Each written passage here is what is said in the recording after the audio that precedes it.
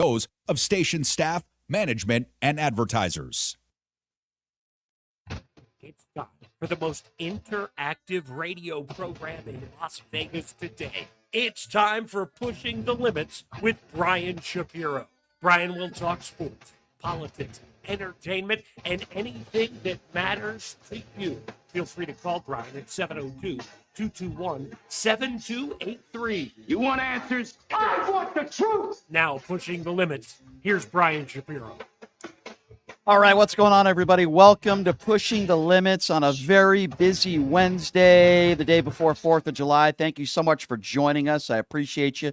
And we hope everybody could check out my new website, which is pushingthelimits.live. We are everywhere. We are on the FM AM dial KSHP. We are on the Occupy Democrats Network. We are on the Washington Press Network. We're on YouTube. We're on TikTok. We're on Twitch. We're on X. We are everywhere. And it is not only one of the most fastest growing shows in the Valley, it's also one of the most fastest growing shows in the country. We get calls all over the country, and we appreciate all of you very much. Hour number 2, we're going to talk about a lot of different, some sports topics as well. I was hanging out courtside at the Aces game last night. We'll talk a little bit about that, Bronny James. But obviously, I want to get right into the big topics of the day, and I figured what better person to do that is somebody that wants to be your next congressman out of Nevada in District 1. He's done this show before, but this is a really interesting story for a lot of different reasons. First of all, extremely successful businessman, but he used to be in the Republican Party. He used to be running as a Republican. Now, I've had other candidates who used to be Democrats and they run as Republicans. I've had other Republicans that are Republicans that now run as Democrats. But Ronquins is now running as an independent, and he has left the Republican Party. And I'll show this for you. He's on the front of My Vegas magazine, a very successful businessman, a good family man. I've always liked Ron very much. And we're going to be seeing a lot more of Ron on this show. And Ron joins us right now in studio. Good to see you, my friend. Thanks for joining us. How are you? Hey, Brian. Well, thanks for having me. I appreciate it, man. Looking sharp as always, by the way. Well, thank you. And I appreciate you being here, Ron. Let me start off by asking you this to give people a little, obviously we're going to give people a little bit of background on you, but the first question I want to ask you is why did you leave the Republican Party? Well, first of all, I've been a supporter of the Republican Party for quite a long time. I started probably when I was 18 years old with the Ronald Reagan era. And I like their principles and I stood by it. And then suddenly when I get involved in politics and becoming a politician myself, one of the things that I did is I went to Washington, D.C., kind of like a job interview. They told me that they are not focused on the state of Nevada because of the numbers of nonpartisan and Democratic voters, and they're not going to support any candidates, whoever comes out in the primary. So now I was like, okay, so technically, if you're not going to support anybody, isn't it supposed to be if you're running for office, the reason that you have a party? So that's why you have the party support. Right. But in this situation, if I'm the one that's going to support myself to be elected, then what is the purpose of me having a party? I asked myself, and then I have a lot of, I spoke to family, friends, and I asked myself, like, am I really a true Republican? Because I'm not really too much to the right. Because if you're too much to the right, you're not like pro MAGA. Yeah, you're ISIS. Yeah. You cannot be too much to the left. Then now right. you're communist. So I'm more like in the middle. And when I thought about it and look at the people that I'm going to be representing in District 1, I realized that, hey, I need to run as a nonpartisan because even a nonpartisan voters have their voice too. But do you feel, Ron, that, because I feel like, and I talk to a lot of Republicans that feel like if they're moderate Republicans like you, or you're in the middle, that you can't be a Republican in 2024 if you're not all in Donald Trump, that they're gonna ostracize you from the party.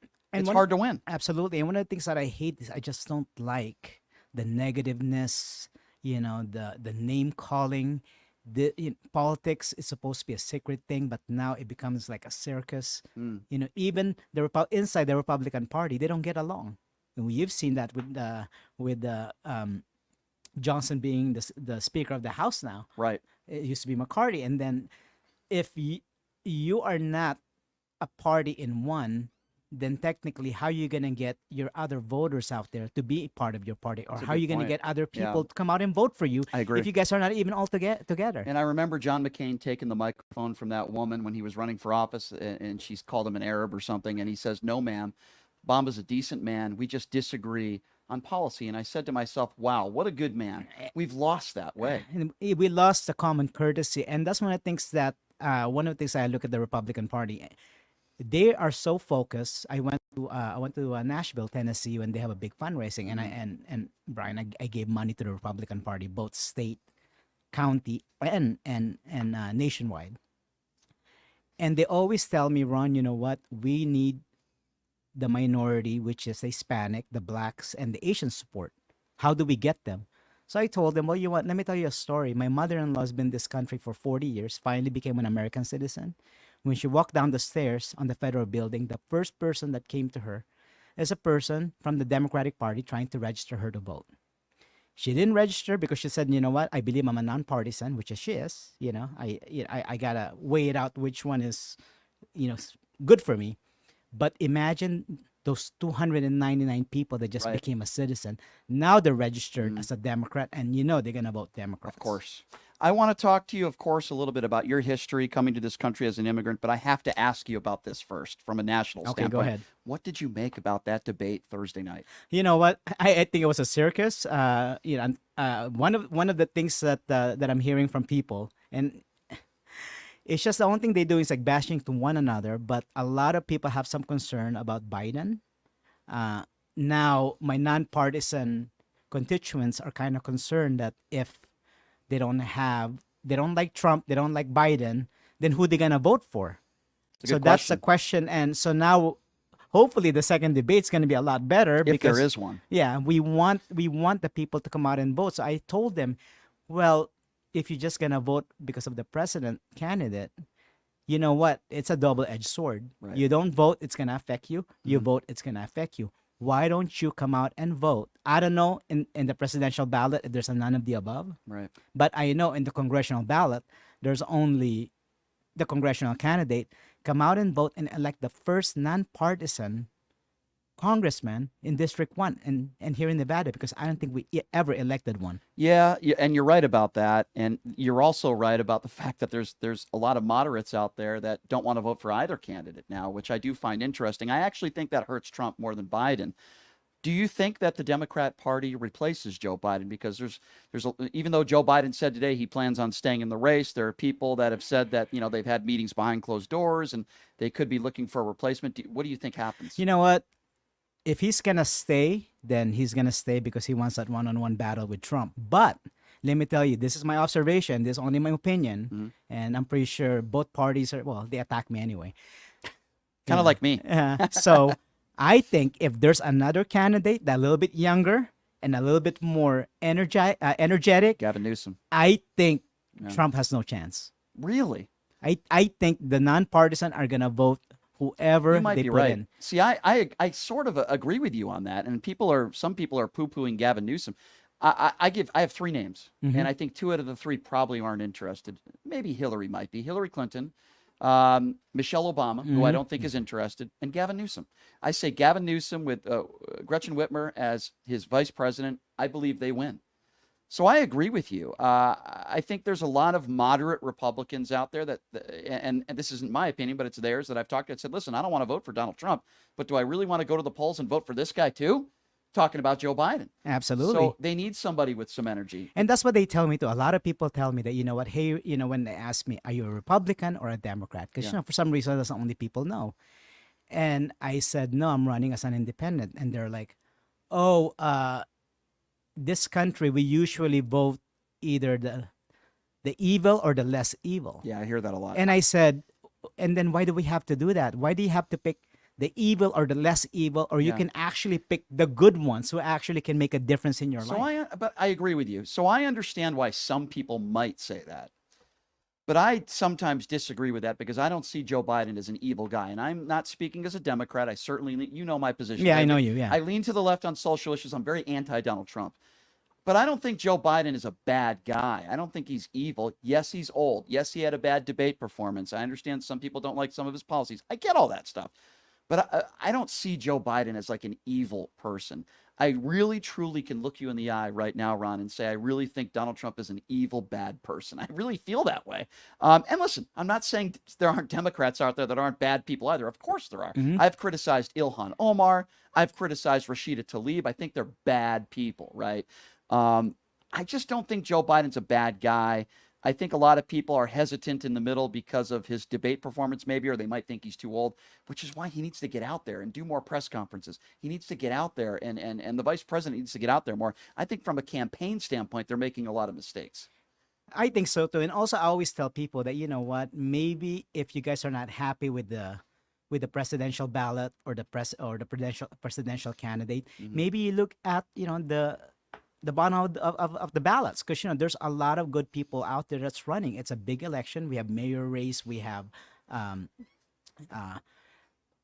judges races, we Sure. have, you know, U.S. Senate that's also in the hot seat, and Yep. we have the Congress. And I said, look at those things, because at the end of the day, the president of the United States is just not going to run the country. They still need the Congress. They still need the U.S. Senate, you know, to provide the laws for him to sign. And those are the things that you guys need to take a look at. Yeah, no question about that. Again, if you're just joining us, Ron Quincy is running for candidate for Congress in Nevada District 1. Last time I interviewed him, he was a registered Republican. Last time I interviewed him, he was running as a Republican. He is now running nonpartisan, which I got to tell you, there's a lot of other Republicans out there that feel like their party has left them, and now they leave the party, and Ron is certainly one of them. So Ron, you know, there are a lot of attacks, sadly, on those that are immigrants that come into this country, whether they're legal or not. You came into this country as an immigrant. You worked hard to get to where you are. You're an extremely successful businessman. You have a wonderful family. You're a good father. You're a good husband, all that stuff. But what do you talk a little bit about that and the attacks on so many that are immigrants, whether they come to this country legal or not? You hear some from the far right that make it sound like everybody that's in this country illegally is going to rape your kids, and you know. And then listen, the extreme left. There's a lot of people in this country that do not feel like if you're not legal, you shouldn't be allowed to have a bank account. You shouldn't be allowed to have a driver's license. So I think you can go both ways on this one. What are your thoughts? Well, as from an immigrant standpoint, let me Yeah. tell you something. You know, and I came here legally. This country is built by immigrants, and we can go Right. from the history in the past. Yep. We can talk about before the slavery. You know, the Irish immigrants that came in here, and after that, of course, we have the Africans that came in here, and then after that, the Chinese people that helped them build the railroad. The Filipinos, my people, actually started planting in Hawaii and also in Fresno. And then, of course, now we have the Mexicans, and of course, now I think we have the Venezuelan. This country is built with immigrants. And let me tell you something from an immigrant point of view. And I came in this country when I was a kid, probably like 5 years old. Went to Los Angeles. We decided to move to Arizona. And I feel that because, you know, when I graduated high school, there's only 2 minority kids in my high school. Right. Myself and this African-American guy that played football. Right. And the reason I was there because we happened to live there. You need an immigrant to be here in the United States, because one, I don't think any Americans like the job that the immigrants do.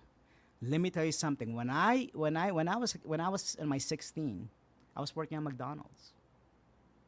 You know, and I don't think anybody wants to work at McDonald's. I don't think you work. Yeah, I don't think you work at McDonald's in high school. Sophomore in high school, and you know your father, your family obviously did very well for themselves. But I find that very interesting, and that's a positive where you were working at 16. And that's what I was telling everybody, that you Yeah. know what, people always think that, oh, Ron Quince, this guy is probably like, you know, born with a golden spoon, and his daddy gave him $1 million to get his Right. business going. Well, let me tell you something. That's not the story. My real story is, of course, I'm an immigrant, just like a lot of people that came in Right. this country. Yep. You know, work at McDonald's. After that, work at Jack in the Box. For some reason, they saw my potential. They made me a store manager age of 19. Really? They sent me to school to study, so they paid for my education. Jack in the Box Jack did. in the Box did. Jack in the Box So Corporation. your father didn't pay for your education? No. That's incredible. Jack in the Box did. After I finished at Jack in the Box, then I stayed there for another 4 years because of my contract. Kind of like, we send you to school, you have to stay additional Stick 4 with years. us, If yeah. you don't, we want our money back. Right. I hit the ceiling at Jack in the Box, like that there's no way for me to go anywhere. So now I decided, and my contract was done, decided to open my own business. Opened my own business, became, an accountant, started putting business card in people's car just to get clients. Because I didn't have any clients. I'm new in town and nobody knows who And I how, am. how old are you when you were doing this? I was doing that when I was 28 years old. So still pretty young. Yeah. Yeah. So putting business cards and things like that, worried that, oh my God, at that time, Jack in the Box paid me $120,000 because I manage multiple stores. And to me, that at that time, it's like, it's a lot of money. I have a Right. mortgage, I have a car payment. Right. But I took that risk, like what I'm doing now, to start my own business because I think it's going to be better for the future. I did that, got involved with a lot of investors, became part of an private equity firm. Now what we do is like we buy businesses, we fix them, we made it profitable, and then we sell it back to our competitors. So looking through that timeline, and people see me now, I always tell them, no, I'm the one that's living the American dream who was given an opportunity.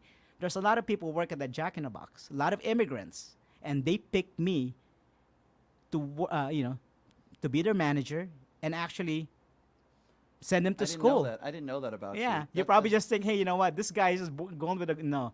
I started that way. So when people go like, Yeah. you know what, Ron, the American dream that you guys had before, that's dead. I said, no, I'm the proof of the American dream because I'm an You immigrant. can do it, and you did it the right way, and you worked hard, Yeah. and nobody gave you and anything. and let me Yeah. tell you let me tell you something about the people that people that actually an immigrant just like me. They came in here, sure, they work as a housekeeper at MGM, but their kids, they don't work as a housekeeper at MGM. They're actually, some of them are lawyers, Right. some of them are bankers, Mhm. because what happened with this country is, in other countries, if you're a blacksmith, your son, you're gonna be a blacksmith. If you're a maid, your daughter's gonna be a maid. Not in this country. In this country, they give us opportunity. Maybe not for us, but our kids in the future are not gonna be the same thing what we're doing now. Is it frustrating to you, though, Ron, with that background that you have, and I'll be honest with you, I didn't even know that about you. That's pretty admirable. When you see some of these other people out there, like the Eric Trumps and the Donald Trump Juniors, those are people that I actually do believe they were born with a silver spoon in their mouth. And then, they get that, and then you get the same. That's got to be frustrating for you when people don't know your history. Absolutely. And what happened, the way they look at it, like if let me tell you a perfect story, which is like it's gonna blow your mind. You're gonna go crazy. I got invited to go to Texas for those Republican donors. Yeah. The one that. Mm. So I went in there. First of all, they messed up the time. I got there like an hour early. Yeah. So at first, in this mansion, and I was thinking, oh my God, are they gonna make me, like park the cars like ballet, or are they gonna make me serve food? Because I'm the only minority in the whole place. Right. The dinner started. There's 50 of us. This lady next to me told me, and I'm the only minority in the whole place. The bartender, I'm the only minority, period. Told me, how much money did you pay to be sitting next to me, to be in this party? Instead of saying, welcome, I'm glad you're here, because we need minorities in our party. She asked me how much money I paid to be sitting next to her. That's pretty offensive. So you know what I told her? Enough. I paid enough money to be here. Yeah. And at the end of the day, she told me that, I'm going to tell my friends that I have a Filipino friend. Suddenly, we became friends. That's crazy, man. So I don't understand when people say that. Wow. And, I've taken a lot of, I would probably say, I've been discriminated in the past. And I understand that either young, minority, but I don't let that affect me. The beauty about it is, in this country, it doesn't matter if you're black, white, Filipino, shouldn't matter. it doesn't matter Yeah. because the Constitution of the United States put us together. But I remember, I agree with you. I remember I asked you this question 2 years ago, because I remember doing this interview with you 2 years ago when you were running as a Republican. And the thoughts in my mind, and I think I said this after the interview too to your friend, I said, he doesn't really sound like a Republican. He sounds more like an independent. I said that to your friend after the interview, and I had asked you this question 2 years ago, and I'm going to ask it to you Go again ahead. because it's exactly what we're talking about. Why do you think there are so fewer minorities in the Republican Party than the Democrat Party? Because they don't, I'm going to tell you, they don't support them. I'm a That's minority. I'm a minority, and we talked about that 2 years ago. If Yeah. I'm getting any support from the Republican Party, they didn't support them. I bet you right now, if I go as a Democrat, they will throw in money. To me. Ron, why? Yeah. Why didn't they support you? Why? I don't know. Is it racism because I you're don't know. Filipino? I'm gonna. I don't know. Okay, well, I'm gonna give you my opinion, Okay. and you tell me whether you agree or not. Yes, I think that. Am I saying every Republican is a race? Absolutely not. I've never course. said every Trump supporter. I would never talk like that. However, I think there's a reason why there are a few minorities. They don't support you because I believe the majority of those on the far right, they want it to look like a white base. That's what they want. The Democratic Party, they're not perfect. I'm not saying they are, but they want a pool of all sorts of different people, all sorts of different minorities. They welcome it, and it's why the Republican Party barely gets 15% of the black vote. That, to me, that's what it is. I'm not saying every Republican's racist. I wouldn't say that. And I would also say that the Republican Party as a whole, their platform, policy-wise, does not help minorities as a whole. Because the problem with the Republican Party, they're focused on the policy, but they don't focus with people. Right. The Democratic Party focus on people, but they don't focus on policies. All right? So we agree on that. And in my district, Congressional District 1, our population is very diverse. We have 46% Hispanic population, or I'm sorry, Latino in my district. We have 10% Asian, and we have 10% African American. So this is a very diverse group. Right. I remember one of the candidates, one time they asked them from the Republican Party, you got to have a heavy Hispanic population. Do you speak Spanish? And this guy is a businessman. You know what he said? I speak kitchen Spanish. I speak Spanish fluently. My wife is Mexican. My daughters are Mexicans. Well, they're half, but they're still minority. Can I ask you, your wife being Mexican, when Donald Trump said, these Mexicans, they're rapists and they're bad people, and I suppose some of them are good people, that had to offend your wife. That Oh had yeah, to absolutely. Yeah. Absolutely. And that's why, that's why she's not a registered Republican. Right, right. Will she be voting for Joe Biden? No, I don't know yet because Yeah. I always tease her. I'm like, if I see Trump or I see Biden on TV, I always say, oh, that's your Uncle Biden or your Uncle Donald But Trump. this is a tough situation for It's you. very hard for Yeah, everything, yeah, and that's good because the thing is like this is what the country became great because if we go in one side and just do the other side or vice versa, then we're as worse as North Korea and Russia. What do you make, though, of the Yangs of the world and those that are trying to start this independent party? I think it's called the Forward Party. And Yang did my show a few months back. Nice man. I really enjoyed talking to him. Do you think that can work? It probably work, but the thing is, it happens to other countries. Yeah. I believe, because I'm very focused with other countries as well. It happens in the Philippines that now back then it was dominated by both parties, but now the president became like a different party. Happened in Mexico. It used to be just like two dominated parties. Now the two current presidents are actually in a different party. It will happen. The problem that we need to do right now is we need to make sure that if they're going to start a new party rather than Republican and Democratic Party, we need to be united because we have an INP, but they're not united. I Sure, don't think there's sure. a lot of people that likes their ideas. Yeah. We have the Libertarian, which is like, I don't know, it's kind of like a Republican Party's hated son or something like that. We need to create a party that actually free thinkers. You're nonpartisan because you're not, you're a free thinker. You don't think of what other parties telling you. You actually have to analyze which one is good for you and which one's gonna work. But I have so much respect for you in the fact that I think there are a lot of Republicans out there that maybe feel ostracized by the Republican Party, but yet they're afraid to move to being an independent or even a Democrat. You're not afraid to do that. You don't care. You're just going by how you feel. And I didn't care, and let me Yeah. tell you something. When the moment that I registered as a nonpartisan, I have a lot of interviews for debate for the Republican Party. I interesting. get an email, canceled. And my campaign manager goes like, well, wait a minute, your bylaw says that you guys welcome nonpartisan because you guys They welcome don't. judges. They're full of crap. And Yeah, they canceled they don't. it. So They I said, don't. that's fine. You know what? If you guys gonna play that way, that's fine. That's the way they are. But look at the leadership. I want to ask you with the Republican Party. We've already talked about nationally. I want to ask you locally. Mike McDonald. I know this fake electorate scheme was thrown out of court because of a jurisdictional issue. It's going to be refiled, and they're going to be held accountable. Jesse Law, a Republican from Clark County, who has had legal problems of his own recently. These are the leaders of your party. Not anymore, not your party, excuse me. Sigel Chadha. I had Aaron Ford in studio. Really nice man. Democrat, really nice man as the Attorney General.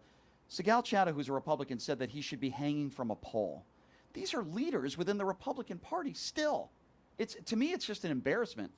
The problem is like there's a lot of good Republican candidates out there, and some of them are actually my friends. Yep. The problem, but if as a party, kind of like when we were kids, like our parents tells us that like if you hang out with a bad crowd, that's what people think about you, because even though you're not, if you hang around with a bunch of kids. Well, it's true though, isn't it? Yeah. So now yeah. I put myself in there. Why would I be at the party that the only thing you claim to be conservative, but your words in your mouth coming out foul and not, because conservative people doesn't say things that way, Before Trump, I would agree with you. right? After If Trump, you're conservative, it seems to be acceptable these days. I don't understand why. And now that promotes hate. Right. And as a minority, and my kids are a minority, we're trying to build a better America. You're so right. But if we're gonna build a better America, then we need to stop doing that bashing, You are talking so bad to right. each other. That's not the America that I want my kids to grow up. I wish I would hear more people say what you just said. I could not agree with you more. I ask people, forget about Joe Biden for a moment. I ask people, how can you look in the mirror and look at your kids? This man attacking women based on looks, attacking immigrants, attacking everybody that disagrees with him, suckers and losers in our military. I said, if you don't want to vote for Joe Biden, I say, fine. I understand that if you're a Republican. But how can you vote for this guy? That's what I don't understand. But I want to go rapid questions with you because I want to, since you're running for Congress, I want to ask you your opinions on some issues. The number 2 issue in the country is abortion. So let's start with that. As running as an independent, 60% of the country believe that a woman has the right to choose. What are your thoughts on the abortion Okay, issue? and I think you asked me that question 2 years ago. Okay, Yep. and as a devoted Catholic, of course we don't believe in abortion, but as a father with 2 daughters, okay, I want to, as a congressman, I cannot do anything about abortion. That neither does your governor here, Joe Lombardo. Yep. Because here in the state of Nevada, it's the state legislature have to pass that in order for it to be changed. But my personal perception of abortion is, of course, incest. You can have abortion with incest, rape, and health of the mother. I would even go maybe the first trimester because a woman doesn't get up in the morning and says, "I'm going to be pregnant today." Right. Correct. Yep. Yep. And I want that choices for my daughter because I have 2 daughters. That's fair. Okay. Yep. The only thing that I don't like about abortion, and I'm gonna say it out loud, I don't like it because a mother knows that they don't want to keep the baby, but the health providers that tell them we have to wait a little bit longer because if we do it on a late abortion, they can charge the insurance company more money, which is the Medicare, the Medicaid, and this other insurance. Luckily, that's a small percentage, but I do agree with you. We don't. Most Americans do not agree with late-term abortion. Yeah, I don't agree in late-term abortion. Gotcha. If a woman, because it's hard to be a parent. Sure. It's hard, especially a single mother. Especially, I think we should put something about those fathers out there that if you're not gonna do anything, because it takes 2 to tango. Yep. She didn't make that herself. They need to be responsible as well. I think that's a very fair position, and I think what you just said is where most of the country is right now, to be quite honest with you. We can have our own personal opinions, but we all agree for the most part late-term abortion is disgusting unless it's the health of the mother. We all agree that if a young girl or woman is raped or the victim of an incest, she should be able to make her own decision. And whether it's the first trimester, early on, a woman should be able to They decide. already know. The woman already know that, hey, you know what? I'm not going to keep this baby. Right. And Right. the thing is, like, it's a choice. It's hard to be a parent and raising a family and doing all these right things for children. I don't want to see those kids running around. And you've seen this, like, they the state taking them because they're horrible. putting them on cage. Yeah, that's Why do you horrible. have kids when Absolutely you're trying to put this kids in cages? Absolutely terrible. So for the most part, I agree with you on everything you said. I think it's a very fair. I think most of the country would. I want to ask you about guns. As you know, Ron, in our backyard, the biggest mass shooting in American history. Republicans seem to think that more guns make us safer. I think that's absurd. Democrats do not want to take all your guns away. They just want some stronger laws on the books, and I think we all could probably agree the laws that are already on the books need to be enforced. What are your thoughts on guns? Well, as I have a CCW, so I think that we cannot demolish the second rights because the Second Amendment that's a given Americans' right. Okay, we all have to protect ourselves because we all know what happened if the people don't have any guns. Sure. But this is what I want to do federally. I want to make sure that if we're giving out guns, they do a thorough background check. Have you heard a lot of people with CCW actually shooting people? You don't Usually because not. we have proper training. Yeah. Right. But when an 18-year-old can just walk into a gun store and buy thousands of rounds of ammunition in an AR-15 with zero training, I have a serious problem with that. That's absolutely. That's why I was telling people, and a lot of Republicans may disagree with this with me. Yeah. I want to have a background check and I want education for gun safety because you know what? The kids, even though you buy that gun, some kid, they're getting bullied at work. They're gonna take that gun. But if you have a gun safety, you know how to protect that. You know how to talk to your kids about the safety of the gun. I remember when I was a kid, my father owns a gun. We're 7 years old. I never touched his gun because what happened is he took me gun shooting. He educated me that this thing can kill. It took out the curiosity out of me. Just like having a swimming pool, we teach our kids how to swim, and rather than telling them don't swim. Then what the heck you have a swimming pool for? I think that's what we need to be. Better training. Yeah, we need to better education. We need to educate people. All right. If you're gonna buy a gun, then you're responsible for it. You need your training. You need to make sure it's safe. I agree with everything you're saying. One of my biggest criticisms of the Republican Party of many these days, but one of them is you hear a lot of these people running for office. You know what I'm talking about. I know that. They brag about their A-plus rating from the NRA, and you never hear a Democrat bragging about their grade of the NRA. And I believe there are some Republicans out there that care more about their NRA rating than actually the safety of the American people. I truly believe that. To me, it's the safety of American people. Everybody have rights to own gun, but please make sure that we're not giving guns to people that's psychotic, that's Agree. going to do a mass shooting, which is going to hurt our neighborhood, and also educate the parents that make sure they keep their guns. So that's why the kids do not take it and even just lose a curiosity. Agree. National story. I want to get your thoughts on this because it's about immunity. As you know, what the Supreme Court ruled the other day, a lot of people find it to be absurd and ridiculous. I do. What do you make of this? Do you think a president should have any form of immunity, or what are your thoughts on the way? I believe the president cannot be above the law. But when I was reading it, it says actual and it sounded like a lawyer wrote it. Yeah. Kind of like It's a bunch of you're in crap. the middle, right? Yeah. So he can get, if he's sitting as a president and he committed a crime, but something about like if he's not sitting, if it's a sitting president, but it's a different Right. actual. So Official I think, business, yeah. I think it's Official I act. Is I what think the- this. I think what the Supreme Court did is practically they kind of like let them worry about it. give Trump a pass so Let- that he- this case won't come forth. Yeah, have you guys battle each other in Yeah, court? I agree. I think that's what I just think it's absolutely absurd. What do you make of the fact of what took place on January 6th and then today, where Trump still can't admit that he won the election? Attacks on our democracy.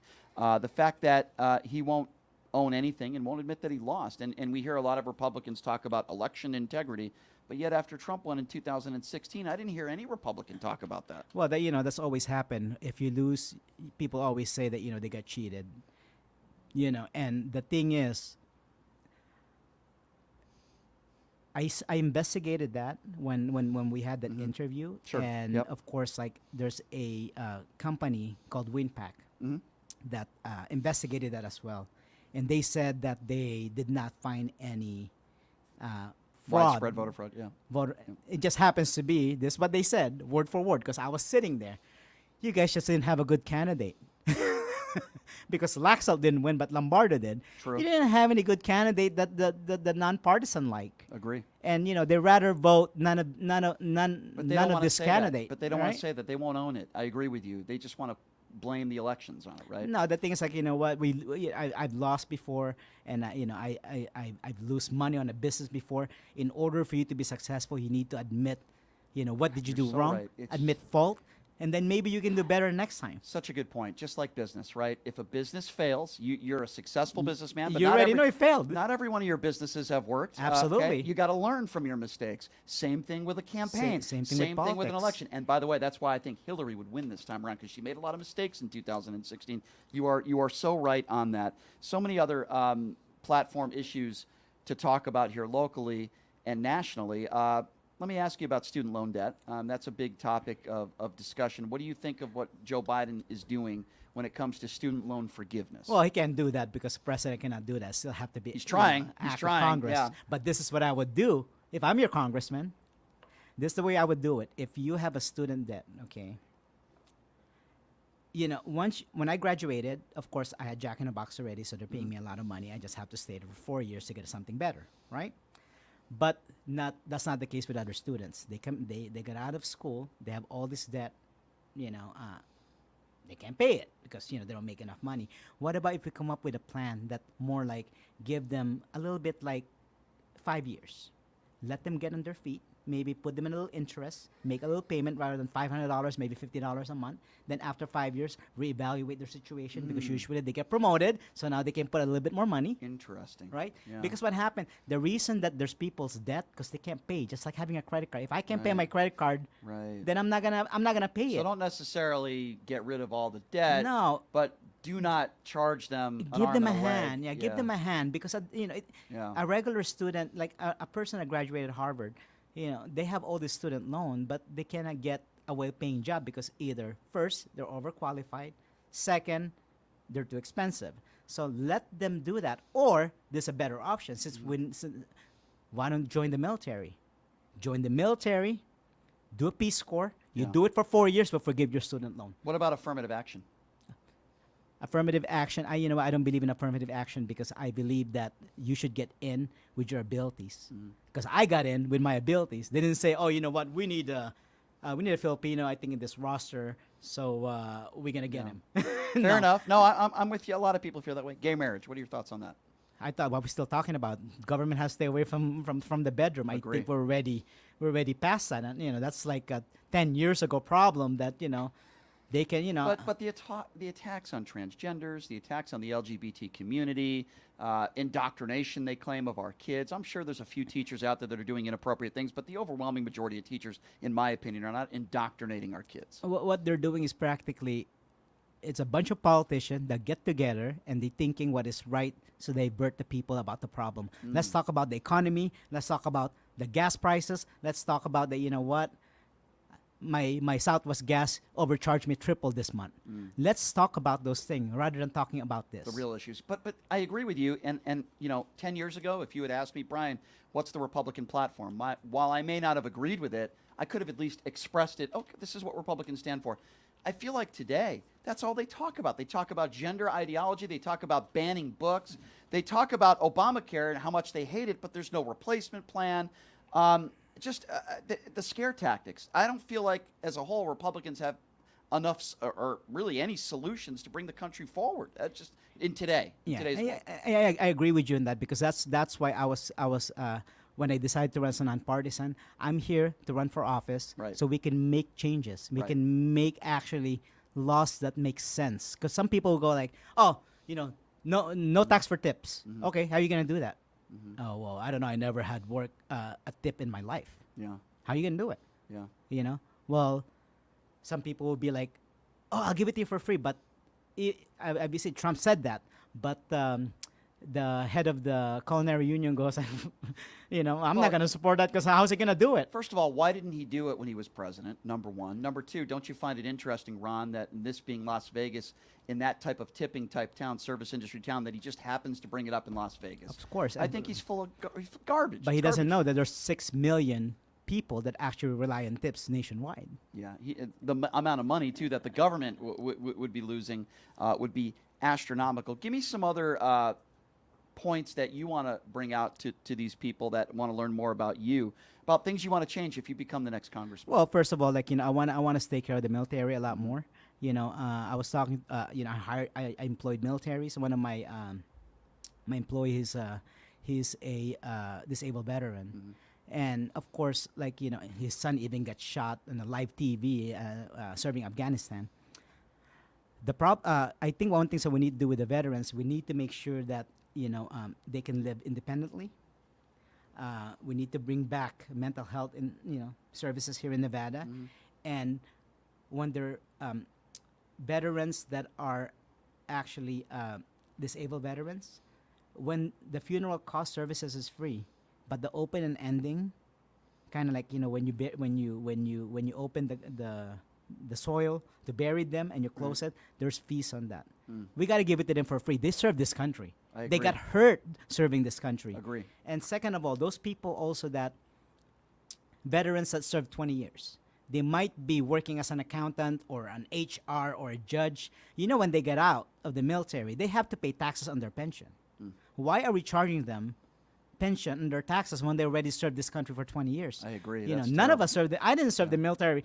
I think they deserve their taxes to be free as well. I agree 100%. They don't need to get Yeah. shot in order for them Yeah. not to pay taxes. Completely agree with you. They serve this country already, and we have to give them, we have to give them some leeway. Say, don't pay, we're not going to charge you any taxes on Yeah. the retirement that you have, because the retirement that they're getting is a little bit small, and they still need to go, work somewhere else, so that's why they can I sustain don't see their how life. anybody could disagree with that. Yeah. What about Social Security?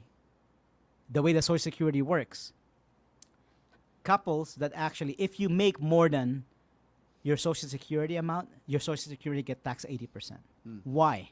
These people work for 40 years, and then they have, of course, a pension plan. Yeah. If they have a $40,000 Social Security and their pension plan is $80,000, guess what? They're gonna tax 80% of that $40,000. Yeah. So why? Why can't we get that free and just tax them on the 80? Yeah. I don't understand it. I don't understand that either, but this sounds like you're bringing up very common sense issues. And- but and- Republicans and Democrats can't come together. Yeah, and a lot of people are gonna say, "Hey, Ron, when you become a congressman, what are you gonna do? What they're gonna do? First of all, they're not gonna give you the key in the elevator, so you're gonna walk. You're gonna take the stairs, which is like 29 floors." And I said, "Well, you know what? I'm doing that in my office now, so I'm actually well trained to do that." I like that. Second of all, they're not gonna give you an office, Right. Because like they said, Joe Right. Heck, the first time he's a congressman, he lives in his office for like 3 months.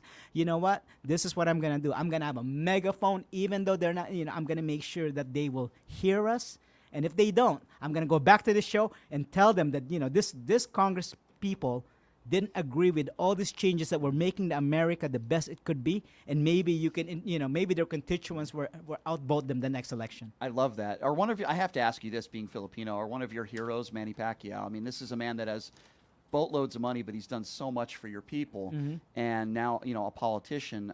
Is that one of the people that you admire very much? Yeah, his the way the problem is, like back then nobody knows what we are. I think when I was like in high school, they thought we're Mexicans, and I'm pretty sure you heard that too. Yes. Right? Because when I was in high school, they called Yeah. me Mexican for a very long time. But you know what? Manny Pacquiao actually put our people globally. That now Yeah. everybody, like, I went to let me tell you a perfect story. I went to Paris with my wife, and they asked me, I know you're from the state, but what's your ethnicity? I said, oh, I'm Filipino. Oh, Manny Pacquiao. So by him doing that Sure. kind of like put our Put you put guys our on the race map, yeah. in the globe, and not only in the map, in the globe. Yeah. But let me tell you something. What about put us in the globe as a politician, the first Filipino American naturalized Pretty citizen cool. Yeah. here? Because I think it's time. I think our people need to start going to the political arena, because there's a lot of us. I agree. There's a lot of us. There's 6 million of us. I want to see, and I'm being honest when I say it, I want to see less people that look like me. I want to see more people that look like you, because we are so diverse in this country. And guess what? That's the way it should be. Okay? It shouldn't be Make America Great Again. It should be Make America Diverse. Yeah, That's what it America. should be. America's already great, but what Yeah. we need to do. That's why a lot of people, move and die just to come in this country. America's great already, but we need to make it better. And I think this is an opportunity for us to make it better, not only for us, but I'm talking about the generation to come. Because you know what? I have young kids. I want them to be living in a better America. Sure. Because America's already great. Hey, I'm their product, right? Yeah. They should promote that. 100%. I'm an immigrant. This is an American dream living it. 100%. This is a product. And I will continue to go on the air every single day and look for more people like you out there. You know, I said this 2 years ago because I liked you when I met you 2 years ago. You know, I hope you still like me. But I do. Well, I'm saying this because I'm honest on the air, unlike some other people on the air that I won't mention. But, you know, I liked you when I met you 2 years ago. I said you sounded more like a moderate Republican or someone in the middle. And, you know, nobody has ever paid me in my 20-year radio career for an endorsement. I've endorsed certain people because I like them, because I think they're good people, not because they pay me. And I absolutely, you know, would support you to be the next congressman because I think, number one, and this is the way I vote. Anybody who knows me, I said the same thing about John Lee when he was in the studio. I did. Yeah. I vote for people that I think are good people. And I know that you're a good husband, you're a good father, you're a successful businessman, you're an honorable person. And I like you even more now that, to be honest with you, that you left the Republican Party. Because I didn't even know that about you until recently, by the way. I don't know when you made this decision, but I didn't know that about you until recently, that you're now nonpartisan, which I get along with people that are nonpartisan. I really do, more than people that are, whether they're Democrat or Republican, that are willing to take an issue and not worry about whether they have an R or a D next to their name, but just look at an issue and take it for what it is. And listen, I'm for border security. I'm for capital punishment, okay? But I'm also for equality. Yeah. I want to give women the right to choose, you know, but I just think that's so important. It's kind of like the issue of, yeah, I've been to Black Lives Matter protests. I'm not for the organization. I'm for the movement, but I'm also pro-police, right? I don't think every police officer is a racist. I think most cops are honorable heroes. I think that's where we need to get in this country, and that's why I would support, and I will support and vote for somebody like you, because I believe we need more people like you. Diversity we need. We need people that know how to make money in business. We need people that are honest, good family people. Those are all the qualities that I want in a politician. And, you know, that's my feeling. And that's what we need, because if not, and also we need to put, I don't know if you're going to agree with me on this, but I think we need to put term limits in Congress. 100%. Because, you know, 100%, people that's been sitting there for so long, and you have Supreme Court. you have to poke them with a stick in order for Yeah. them to vote. You know, we need people in Congress that actually, I would probably say, make up the population now, Yeah. which is the new America, Yes. the new and better, the America 2.0. Since we're Forget about Congress, Supreme Court too. I agree with you. There needs to be term limits everywhere. across the everywhere. Because if we have that Yeah. in precedent, we have that. You know what? We need to put term limits. People need And to be held accountable. How could they be held accountable if they're in there forever? You cannot It's be there ridiculous. like, you know, 90 years old, and I you know, and I have nothing against it. I don't care if you're 100 years old, but if you're doing your job and you're still intact with your constituents, more power to you. Agree. But if you're not, you're even missing votes. Yeah. You don't even come to a town hall. Then you Agree, need to be replaced because you don't know what's the makeup of your Agree. community. This is becoming very uncomfortable. I'm agreeing with almost everything my guest is saying. That's very rare. So I don't know if I like that, Ron, but I'm agreeing with almost everything. I want to give you an opportunity to give out your website, how people can learn more about you. Obviously, you're going to be coming on this show more often, which I think is awesome, and giving your perspective, which I think is a great one. But give that information, how people can find you on your website, can learn more about you, can donate to your campaign. Absolutely. For the listeners and your great listeners, my name is Ronquins, and I will be your first nonpartisan congressman in District 1. If you're a Republican voter or you're a registered Republican, you know, ask yourself, 2022 is calling, you know the result on that. You know, your candidate lost. If you're a Democrat, ask yourself, what does Dina Titus have done for you lately? All my nonpartisan voters, now you have a voice, because in Nevada, every voice matters. So I humbly ask for your vote this coming election. There's a 3-way for you to vote now, because people don't know. First, you can mail in your ballots. Okay, don't be afraid that's not gonna get counted. Don't listen to Trump. Believe me, it's gonna get counted. Yep. Okay, so it should come to your house probably more like October 15. So make sure you get that ballot, vote for the person, sign it, seal it, mail it back, or drop it off to anywhere before November 15. You know, because you know, I don't want you guys just having your ballot just sitting in your counter. Okay, but in order for you to make sure that it's accurate, you know, check your voter registration, make sure that, you know, you haven't moved and, you know, they're sending it to the right place. Second, early voting start on my birthday, which is October 19. You can vote any voting polls. As a matter of fact, if you're not a registered voter, you can register and vote at the same day. Okay? So exercise that right. And last but not the least, of course, November 5th, you can go to your your polling location. If you don't know that, you can check it in my website that directs you to the Nevada Secretary of State, so you can find out where's the location for you to vote. And if you're interested on volunteering or maybe making a $15 donation in my campaign, see, I'm not asking for a lot. I'm only asking for $15 because $15, because my last name is spelled Quince. Yeah. So Quince for It's a Quince. Jack in the Box meal. Absolutely. I want you guys to make a donation of $15 in my campaign. You can do that at ronquinsfornevada.com. So 15 in Spanish is Quince. So I think that's not going to be hard to forget. And of course, follow us on social media. Ron Quince, Ron Quince, Ron Quince, Ron Quincy. They're all spelled the same. Yeah. So I don't think there's going to be any problems this time. And if you forget all that stuff, you can also call me Ron Q. Ron Q. And I've that's done that trademark. before. And that's trademark. Okay, nobody can be Ron Q ever again here in the whole country and in the whole I've world. done that before. I've called you Ronnie Q before on the air. I've done Yeah. that before. Well, Ron, thank you so much for being here.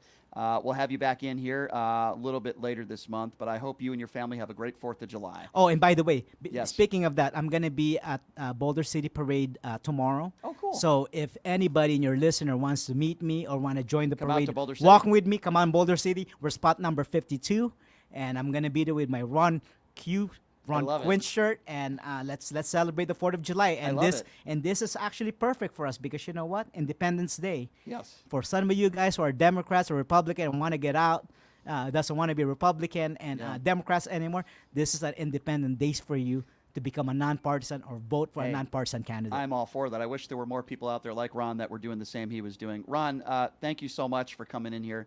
Really appreciate it. We'll have you in here again soon. And I'm certainly all in with what you are doing, and you certainly have my support. And have a great holiday, my friend. Thank you, Brian. I appreciate being here. Thank and, you. and I'm looking forward to the next show, and we can talk Yeah. about different topics. And you'll take calls next time. Absolutely. Yes. I will take calls because I want to get to know your listeners. You can listen in the car because I'm going to open up phone lines now, and people are going to say, Oh, yeah, I want what they think about me. Okay. All right. So Thank you so much. Thank you, Ron. So I'm going to take a break, but I'm going to open up the phone lines now, 702-221-7283. Again, that number, if you want to be a part of the conversation, now's the time. And guess what? You're not going to have a couple days to call in because I'm taking the next 2 days off. Brian needs a break sometimes. 702-221-7283. Now's the time to call in. Joe Biden, is he leaving? Is he staying?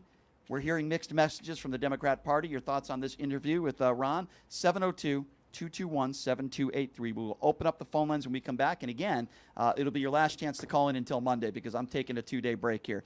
Take a quick break. Be back right after this. You're listening to Pushing the Limits right here on KSHP.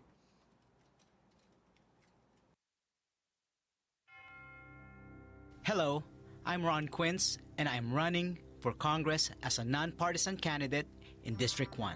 I'm dedicated to serving our entire community. In this challenging time, it's more important than ever to have leaders who focus on unity and progress. I believe in putting people over politics and finding practical solutions that benefit us all. Never stop believing in America, no matter our troubles and turmoil. We can and we will do better. We must be brave. Stop voting for those politicians who care about their career and gaining power but don't improve our lives. I believe in America and I believe in you. You need a candidate who believes in policy over party because you deserve better. In Nevada, every voice matters. I humbly ask for your vote this coming election, November 5th. To learn how we can create a better America, please visit quinsfornevada.com. Paid for by Ron Quince for Congress. Tired of the same old date night? Craving a deeper connection with your partner? O-Box is your escape into a world of romance and passion. Each month, discover a box filled with personalized surprises, exciting activities, and a love story written just for the two of you. Ignite desire, share laughter, and make memories that last a lifetime. Your O-Bucks journey culminates into a beautiful love novel. Ready to write the first thrilling chapter? Let the O-Box adventure begin. Visit our website, obox.com. That's OBOXXX.com and get started. Have you ever dreamed of having your own radio show or a podcast, but just didn't think it was possible? Well, dreams can come true. Radio U. Radio U is a 5-day course that'll teach you how to acquire your dream show. We'll teach you how to host, how to write commercial, how to interview, how to market, how to write a contract, and most importantly, how to monetize your dream radio show. You'll learn from some of the best in the business with over 75 years in broadcast experience. You'll learn from people like me. And the best part? Every single student will be live on the radio as part of the class. Plus, one student from each class will get their very own radio show. You'll be live on the air right here in Las Vegas. Radio U. The 5-day course is being offered at $699. For more information, give Radio U a call. 702-763-5024. That's 702-763-5024. Or check them out at RadioYOU101.com. Who would have thought there'd be so many kids playing ice hockey in the desert? Jake Helb's Hockey Foundation and the Las Vegas Ice Warriors, founded by Gina Yusufzai 8 years ago, made it possible for families who can't afford the equipment and fees. Donate today at www.hockeyforkids.org and help us continue making a difference.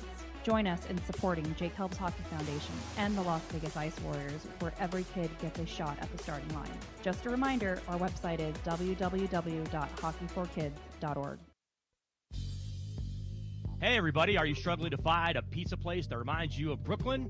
That true blue New York style pie? Well, worry no more. Stallone's Italian Eatery Pizza is a knockout. We're located at 467 East Silverado Ranch Boulevard, just off of Premier Road, half a mile east of South Point Casino, just minutes from the Las Vegas Strip. Come by and grab a slice of pie. Plus, check out our Brooklyn-inspired Italian cuisine. Our sandwiches are super. Hero, that is. Because why be a sub when you can be a hero? Stallone's Italian Eatery is here to serve you phenomenal food, Vegas. Forget about it.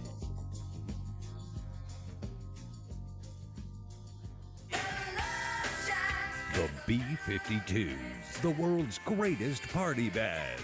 The B-52s, the Las Vegas residency, live at the Venetian through September 4th. All the hits, all the fun. The B-52s, the Las Vegas residency through September 4th.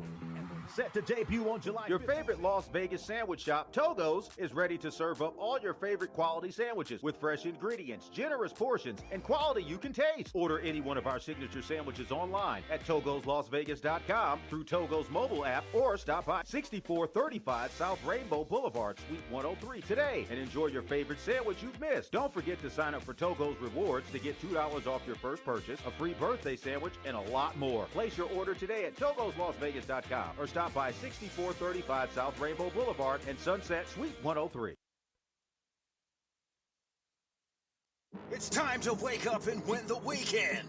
You're listening to the boss of the big ball, JP the Kicker, giving you that grease. Join me every Saturday and Sunday from 8 a.m. to 9 a.m. Pacific time for the live action on Vegas Scoreboard Express on KSHP 107.1 FM and AM 1400. Dive into the game day with my in-depth analysis, expert predictions, and winning plays from the sharpest minds in sports betting. It's more than just placing bets. It's about securing wins. Head over to jbtheticket.com and be sure to tune in to KSHP this weekend from 8 a.m. to 9 a.m. Pacific time to ride the winning wave with VSX. Tune in and get your money back from the sports book. All money, all sports, no bull. Miss the live show? Subscribe to Vegas Scoreboard Express on Apple Podcasts, Spotify, TuneIn, and wherever you enjoy your favorite podcast and radio listening. All right, welcome back. It is Pushing the Limits on a Wednesday. Thank you so much for joining us. A little programming note for you. Yes, tomorrow is the 4th of July. Brian needs a few days off now and then, so I'm taking Thursday and Friday off. We'll be back live on Monday, so have no worries. Want to thank Ron for coming in. I really like Ron a lot, and I'm certainly supporting him for Congress. I also support my favorite gaming bar in town, which is Jackson's Bar and Grill. They support us. We ask that you support them, located at Flamingo and Jones. Every Tuesday, just like yesterday, you show your TAM card. You immediately get $50 in free slot play. Great food, great atmosphere. Please check them out. Jackson's Bar and Grill, located at Flamingo and Jones, and tell them that I sent you. On a side note, and I'll get to this more probably a little bit later, but I had a fun time yesterday. I went to the Aces basketball game yesterday, and it was the largest WNBA crowd in WNBA history. Listen to this. It was also the largest basketball crowd watching a basketball game in Nevada state history. How cool is that? And I'm very fortunate that I have some friends, some of whom are pretty prominent people. One of my friends is Vivica A. Fox, famous actress, of course, wonderful human being. We agree politically on just about everything, and she's just such a great person. And she happens to be a big basketball fan, right? So the Aces, I got to say this about the Aces, and I've said this before. They are just a wonderful organization with a bunch of wonderful people. I think Mark Davis is just a great guy. Of course, he owns the Raiders. He owns the Aces. Just such a wonderful person. I had a chance to talk to him yesterday. So we're sitting courtside for the game, and Marshawn Lynch is literally sitting right next to us. Logan Thompson, the former now Vegas Golden Knights goalie. It was sold out completely, and it was just such a wonderful crowd. I got an opportunity to speak to Caitlin Clark very briefly. She says hello to Vivica Fox. I shook her hand. I said, thank you for what you're doing. Boy, did she look tired yesterday. I got to be honest with you. She looked like she was just, the season was wearing on her. She looked very lethargic and tired, but when you're sitting that close, literally a foot or two away from the action, you hear and see everything. It was so much fun. And I need to thank the Las Vegas Aces. They are an A-plus franchise. So many wonderful people within the franchise. John Maxwell being one of them, and the general managers, Nikki Fargas, and there's just so many. Natalie Williams. They're just Becky Hammond, of course. So A-plus organization. They're just so nice, and I had such a great time last night. I'll be going to the Shannon Elizabeth Charity Poker Tournament tonight. Shannon Elizabeth was in studio yesterday. Man, she looks the same, as great as she looked back in American Pie. I mean, she's just, again, a wonderful person who's so charitable, and she's running her foundation, and I'm so honored to be a part of it tonight. So that's going to be a lot of fun as well. I did have a chance to have breakfast, not to, name drop here, but I did have a chance to have breakfast with Vivica A. Fox this morning, and we put out a little Joe Biden video, and it is going viral on social media.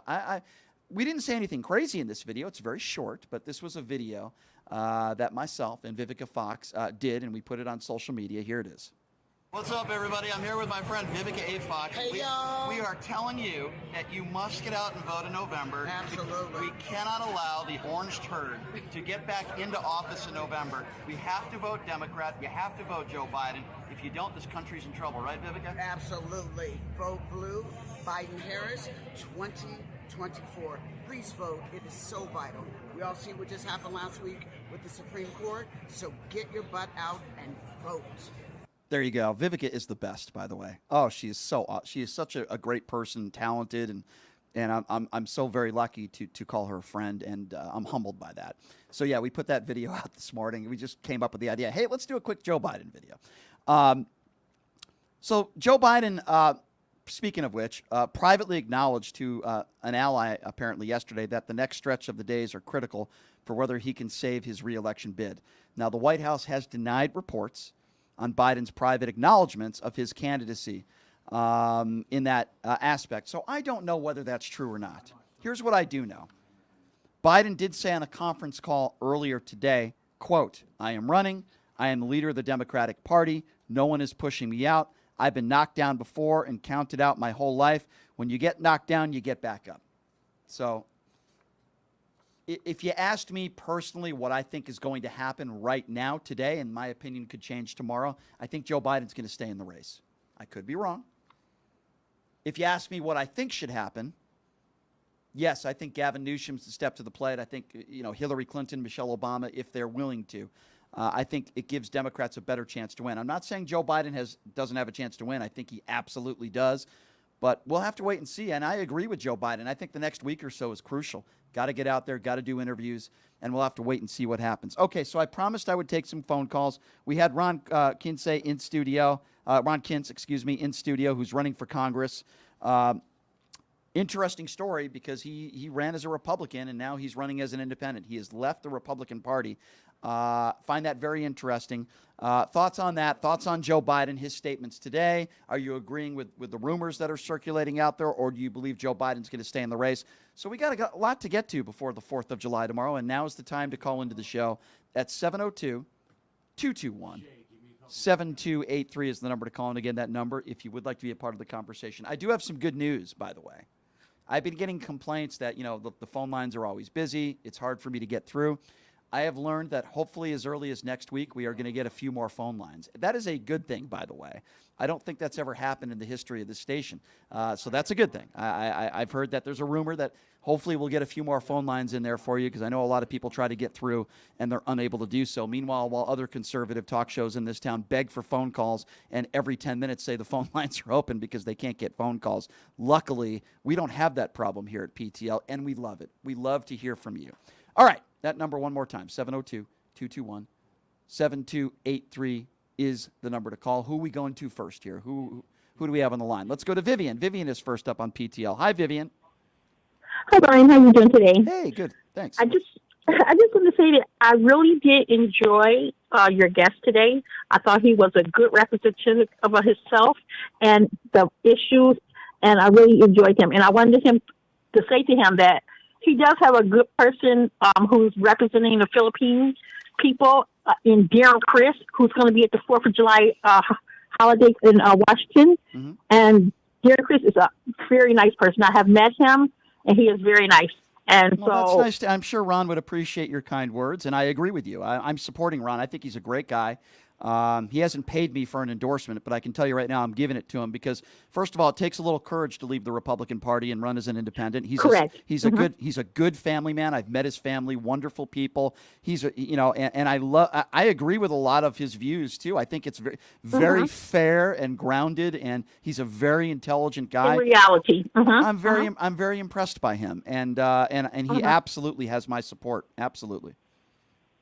I agree. I totally agree. I thought he was very good, well, very representative of himself. Well, thank you, Vivian. And thank you for the interview. Absolutely, Vivian, and I appreciate you calling. You have a great 4th of July, okay? All right. You too. Take care. Thanks, Brian. Have a good day off. Bye. Thank you. 702-221-7283 is the number to call. One phone line open. Let's go to JD.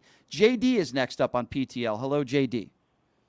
Oh, Brian, I met Ron at an Ahern hotel where he spoke. He's a nice fellow and gives a good speech. And I'm surprised that you're supporting him over Dina Titus. Well, I can tell you this. The reason why he has my endorsement is because we need more independent thinkers. I like Dina Titus. I've never said anything negative about her. And if Dina Titus wins, I'm not going to be extremely disappointed and think that the world is coming down. I want more independent thinkers. And I'm not saying Dina Titus doesn't have a good mind, but I want to, because I think Ron brings both sides and can work with both sides, and I think that's important. And I think if there have been some times where Dina Titus has struggled a little bit, it's to work with Republicans. Now, some of that is not her fault, but I like Ron because he's a little bit more on my side as far as an independent, and those are the people that I'm drawn to the most.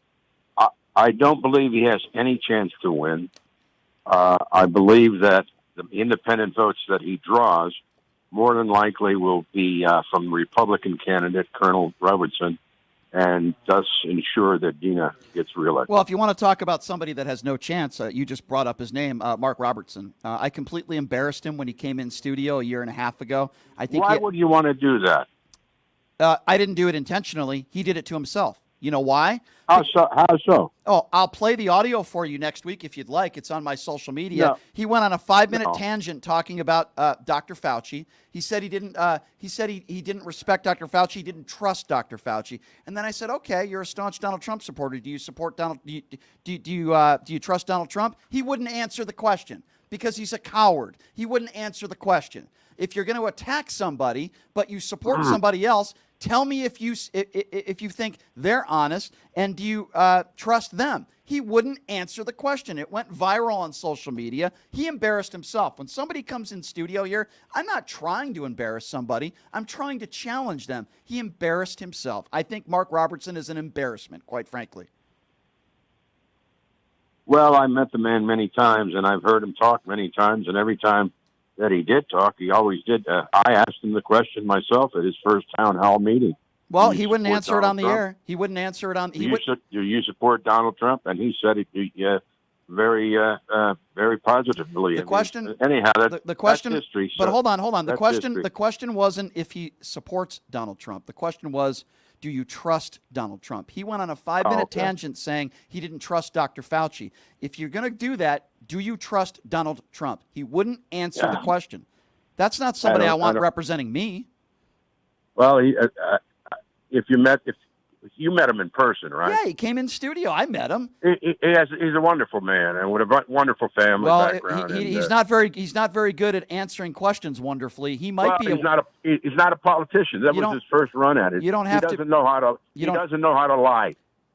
Okay, well, listen. I mean, I don't even know how to respond to that. He's an honest person. He really doesn't know how to lie. Well, then if he was an honest person, then he would say, no, I don't trust Donald Trump. So I'm not so sure about that. But anyway, JD, I got to get some other callers. Go ahead. What else did you want to say? Have a good weekend. Okay, you're good. Okay, thank you, JD. 702-221-7283. Again, the number to call if you want to be a part of the conversation. 702. Let's go to Shay next. 702-221-7283. Hello, Shay. How you doing? Hey, good. What's on your mind, Shay? I think Biden needs to drop out of the race effective immediately. What really got me, Brian, was you remember just recently the ruling on the immunity case? Yes. Did you see the 5-minute so-called press conference that he had? I did. I thought it was embarrassing. He should have answered questions. Yeah. Let me tell you something, Brian. That was pathetic. Mm-hmm. That was weak. Yes. We are in a sense of urgency here. I agree. And I'm going to tell you something. If he had came out and said we need to get some type of reform, some ethics for this Supreme Court, there is no more. I think the problem is, Brian, this Democratic Party has enabled the behavior of Trump. They continue to treat him like he's a politician. He's not a politician. And right now, Biden doesn't give any energy. He seems like a defeated man, in my opinion. Mm-hmm. He's lost the progressive wing of the base. And why is it? And for people that's saying that this man is, he should run. There's a reason why the DNC did not put him on the debate stage in an actual real primary. Shay, can I ask you a question, though? I got to ask you a question, Shay. I don't necessarily disagree with a lot of what you're saying, but if it still comes down to Joe Biden versus Donald Trump, who would you vote for? Oh, I'm going with Joe. Okay, so we're on the same page. Okay, I understand what you're saying. Yep. But you got to remember, see, a lot of these people are coming out there are staunch supporters. One thing I'll say about Democrats is they don't criticize their own party. Right. And I'm willing to criticize. And the problem is he didn't have an actual perimeter. Mm-hmm.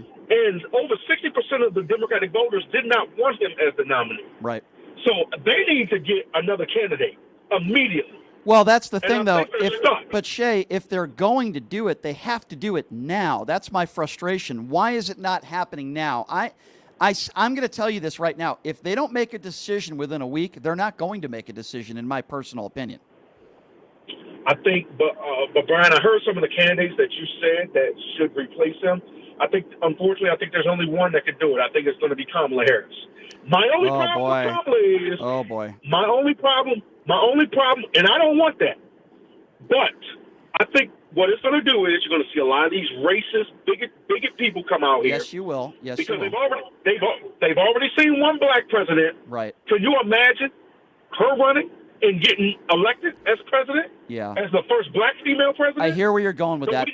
I hear where you're going with that, but Shay, here's my problem. When you look at polls, and I do believe these polls, Joe Biden has a better chance to beat Donald Trump than Kamala Harris. You know why? I'm going to tell you why. It's not because I don't have respect for our vice president. I do. She's a very educated lady, very intelligent. I have a lot of respect for her.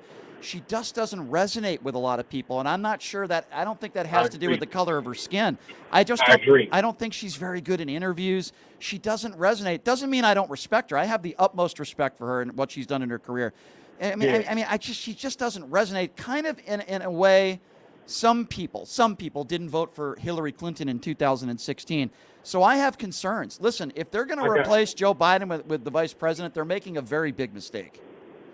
I got two questions for you. Yeah, go ahead. Do you think Biden? I think he made a mistake in picking Kamala as his VP.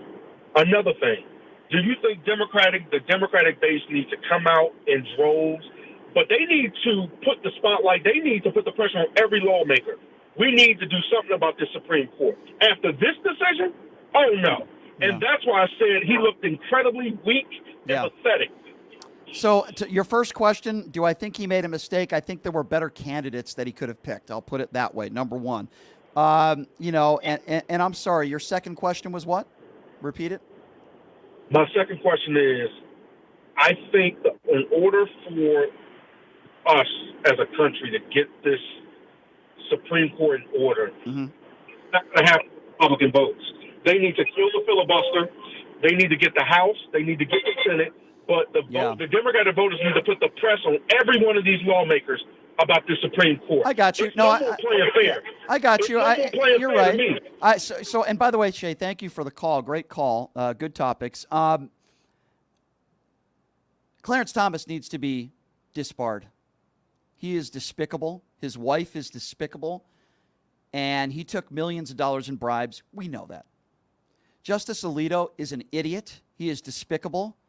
I don't care whether his wife put that flag up upside down or not. Control your wife. If you can't control your wife, how could you be a Supreme Court justice? And by the way, I'm not buying the fact that that's all on his wife. What kind of man are you to blame your wife for that? So those two need to go. Kavanaugh is an embarrassment. Barrett is an embarrassment.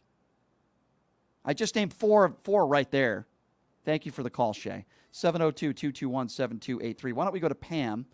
Pam is next up on PTL. Hi, Pam. Thanks for calling in. What's on your mind? Oh, you're very welcome. Calling from Indiana. All right. Indiana. Hey, you know what? I was just hanging out with my girl, Vivica A. Fox from Indiana, and they love her out there. First thing, Alito and Thomas should be arrested for tax evasion. Mm-hmm. The other four should be charged with perjury. Yeah. And I personally believe, Trump kept saying over and over again, he thinks Joe Biden should be drug tested. He should be drug tested. He's usually throwing caution there. Yeah. I personally think Joe Biden might have been drugged. I don't know if they tested him after the debate. That was not the Joe Biden I've always known. Mm-hmm. Joe Biden was completely fine the next day. Am I upset? Well, here's what I'm I think. Horribly upset. But Pam, here's what I think. I don't think they were giving him any drugs. I think he had a cold. He had a head cold. He clearly wasn't feeling good. I'm not trying to make excuses for him. That's not my frustration, is that he had a bad debate. Here's my frustration. Right. Why don't they put him in front of the cameras the other day, and instead of doing a 4-minute press conference, let him answer questions? It makes Joe Biden look bad when they don't allow him to answer questions. Put him out there in front of the media. That's what I'm frustrated with. Everybody has a bad debate. I'm willing to buy that. Okay, no problem. Then what is your excuse for not putting him out there and letting him do a press conference that lasts more than 4 minutes? Agreed. Isn't he supposed to be on national an interview this weekend? George Papadopoulos, yes, this weekend. I hope that it goes well for him. I hope it went well. I don't know. But I want to see something live. I want to see a live press conference. I do too. And I want to see the Democrats take control. Do what stand up to them. Agree. Stop being the nice guys. I agree, and this is where I disagree. We're getting our asses handed to us. I agree. And this is where I disagree with Michelle Obama, and I love Michelle Obama. I have the utmost I love Michelle Obama. But she has daughters. I know, but I disagree with her when she said, when they go low, we go high. That ain't going to work against Donald Trump. You have to put these people in their place. And We're beyond that. Yeah, we are beyond. We're beyond that. This is a Klan cult. I stand by what I said a couple weeks ago. I stand by it now. This is a cult. These people are deranged. The Marjorie Taylor Greens, the Lauren Boeberts of the world are despicable human beings. It's not Make America Great Again. It's Make America White Again. That's what Donald Trump means when he says it, or orange, or whatever the hell he is. He is a criminal. He is a rapist, and we need to do everything we can to make sure that orange turd doesn't get back into the White House, and that's all I can say. I don't know whether that's going to be Joe Biden or not, but they got my support. I'll vote for a vegetable over Donald Trump. Pam, it is so good to hear from you. I hope you have a great 4th of July, and thank you for the call, dear. Thank you so much. 702-221-7283. Again, that number if you want to be a part of the conversation, 702-221-7283. Let's go to Mark. Mark is next up on PTL. What's going on, Mark? Hello, Brian. I have two things to say. The first is, do you know what Thomas did outside of his duties by sending a message to Eileen Cannon stating that I believe Jack Smith was put as special prosecutor unconstitutionally? Oh, well, he should be disbarred for doing that. Yeah, I did. He should be disbarred for that. It's a joke. Number two, now I'm not sure why no one's grasping this, and this is from the inside. Number two is that there's $250 million in Biden's campaign war chest. Yeah. The only other person, now get this, all you people listening, the only other person that's able to draw from that if Biden steps aside is Kamala Harris. No other candidate that enters can use those funds. Yeah, Where do you think insane. another candidate is going to get any type of money for a campaign with about 4 months to go? I can name you a couple. I think Hillary Clinton would get the support. I think Gavin Newsom would get the support. I think Michelle Obama would get the support. But they I really have do. no money. They'd be able to airtime fundraise. is gone. No, I think All I the hear you. commercials are gone. I understand. I don't think commercials at this point are going to help. I really don't. I think most people have made up their minds. If the people those people that haven't made up their minds, if they see a Gavin Newsom or a Hillary Clinton commercial, I don't think that's going to make up their mind either. I understand what you're saying as far as funds from that standpoint. I'm going to tell you right now, if Kamala Harris runs, she's not going to win. She's not going to. And that's what I care about. If she doesn't run, you're going to lose all the black vote because that's what a black activist stated on MSNBC today. I don't disagree with you. I can tell you right now, she'll have my vote. Anybody on the left will have my vote over Donald Trump, Mark. I appreciate your phone call. You make some good points there. We'll have to wait and see how the next week or so goes. If the Democrat Party, if they're going to make a decision, it's going to happen in the next week. I don't think they are. I think Joe Biden's their guy. So I got to support Joe Biden. I'll support anybody over the rapist, Donald Trump. 702-221-7283 is the number to call. Let's go to Brent. Brent is next up on PTL. Hi, Brent. Where are you calling from? Hey, Brian. How's it going? I'm calling from Canada. All right. What part of Canada? Ontario. Ontario. Well, thanks for calling in, Brent. What's on your mind, my friend? Well, you may have covered this, but what are the chances a new candidate, a new person, can beat Donald Trump? Well, yeah, I've gone through the list, and I've given you my opinions on the three people that I put at the top of my list. Now, I don't. Number one would be Michelle Obama. I don't think she wants to be anywhere near the White House. But that would be exactly. That would be my number one pick, though, because it would be not even interested. Correct. You're probably right on that. I agree with you. But I'm just saying that would be my pick, and she would win in a landslide. Number two, I do believe if they approached Hillary Clinton, I think she would take the challenge and she would want a rematch against Donald Trump, and I think she would. That would be interesting, wouldn't it? It would, and I think she would defeat Donald Trump. I really do this second go around. My third pick would be Gavin Newsom. I think he's ready to go. He's smart. He's articulate. I know people. Yeah, I like him too. Yeah. My number one pick there with him would be Gretchen Wilson as the number two, as his vice president. That'd be a nice ticket. Yeah. So those are the three. I got to be honest with you, and I'm just going with an inkling on this one. I don't think they're going to replace Joe Biden. I really don't. I think. I didn't think they would, and I heard so many people expressing that they were not going to do that. But then now it's. I would put it. I heard someone say you're handing the election to Trump if you do that. But Well, I don't listen, know. I don't know if I don't know if I believe that, but I'll say this. These are my opinions, and you can tell me, Brent, whether you agree or not. I think that at this point, they should probably replace Joe Biden with one of those three names if they're willing to do so, and I think at least one or two of them would be willing to.